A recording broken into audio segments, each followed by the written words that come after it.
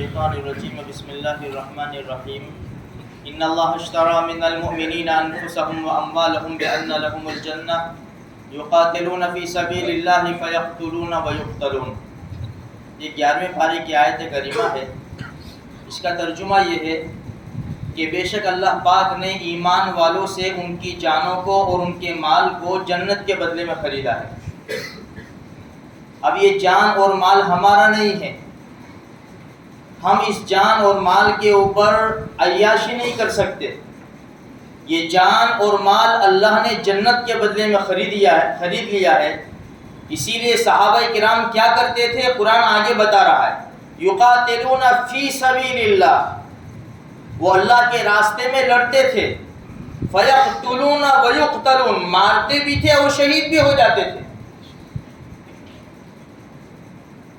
اسلام نے، مسلمانوں نے مکہ میں 13 سال تک مار کھائی. 13 سال تک برابر باطل طاقتوں نے برابر ستایا، بہت مارا مسلمانوں کو، تڑپا کر مارا، راستوں میں کانٹے بچھائے، یہاں تک کہ مسلمان مجبور ہوئے مکہ مکرمہ اپنا پیارا وطن چھوڑنے کے لیے. مدینہ منورہ میں تشریف لے گئے، وہاں بھی یہودیوں نے چین لینے نہ دیا. مشرکین مکہ نے یہودیوں کے ساتھ شاذ باز کر کے مسلمانوں کو ستایا. جب یہاں بھی دوسرا سال ہونے لگا، اب اللہ کی طرف سے اپنے پیارے نبی صلی اللہ علیہ وسلم کو کہا گیا کہ اب باطل طاقتوں سے ٹکراؤ. سن ہجری 2 میں پھر حق باطل کے سامنے آیا. سن ہجری 2 میں ہمارے نبی نے مدینہ منورہ میں 10 سال نکالے. ہر سال تقریباً ہر سال 1.5 سال میں 2 مرتبہ جنگ کا سلسلہ چلتا رہا، برابر چلتا رہا. ہزاروں سینکڑوں صحابہ کرام کی شہادت ہوئی، بہت سے بچے یتیم ہوئے، عورتیں بیوہ ہوئی. یہ قربانی دی، یہ قربانی رنگ لائی، اور رنگ ایسی لائی کہ یہ اللہ کے رسول کا لایا ہوا دین ہر کچے پکے مکان میں پہنچا. اگر صحابہ کرام یہ قربانی نہ دیتے تو آج ہم مسلمان یہاں پر بنے بیٹھے، یہ مشکل تھا. برابر قربانی دیتے رہے. اسی لیے میرے بھائیوں، اسلام جو ہے نا، اسلام یہ قربانی مانگتا ہے. اچھے کھانوں کے ساتھ، اچھے عیش و عشرت کے ساتھ ہم یہ سوچیں اللہ کی نافرمانی کے ساتھ اللہ کی مدد آوے، یہ مشکل ہے. ہمیں قربانیاں تو ضرور دینی پڑے گی، اور جو انسان قربانی دیتا ہے اس کی قربانی رنگ لاتی ہے. دیکھو سن ہجری 7 میں خیبر جو تھا وہ یہودیوں کا اڈا تھا. برابر طاقتور تھے لوگ.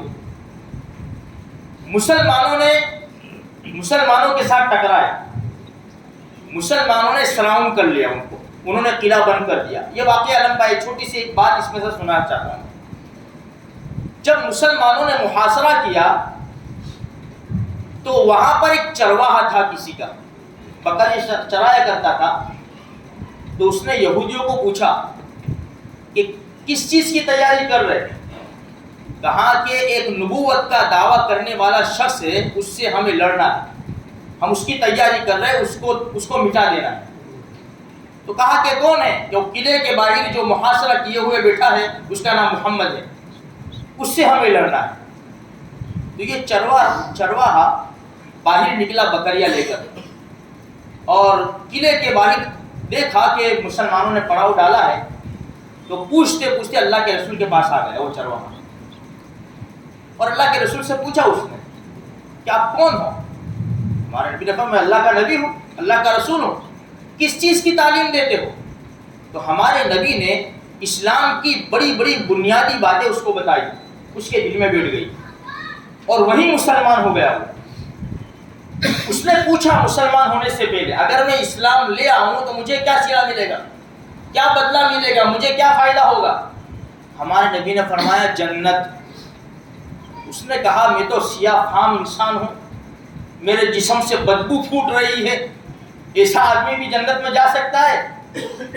تو امام الانبیاء محبوب کبریا رسالت مآب صلی اللہ علیہ وسلم نے فرمایا اللہ پاک یہ تیری بدصورتی کو خوبصورتی سے بدل دے گا اور تیری بدبو کو خوشبو سے بدل دے گا اور تجھے جنت میں ڈالے گا۔ فرمایا کہ ٹھیک ہے میں اسلام لاتا ہوں، یہ بکریوں کا کیا کروں؟ اسے پتا ہے کہ جنگ چالو ہے، لڑائی تو چالو ہے، بکریوں کا کیا کروں؟ ہمارے نبی نے فرمایا یہ امانت ہے، جنگ کے میدان میں دیکھو تو صحیح، امانت ہے، اس کو قلعے کے اندر ہٹا دے۔ بکریوں کو قلعے کے اندر ہٹا دی، اور جب جنگ ہوئی اور جب جنگ ختم ہوئی، مسلمانوں میں 18 مسلمان شہید ہوئے تھے، 18 مسلمان۔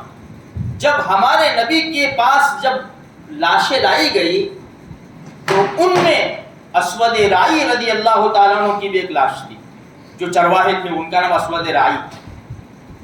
جب ہمارے نبی کی نگاہ پڑی ان کی لاش کے اوپر، ہمارے نبی نے چہرہ پھیر لیا۔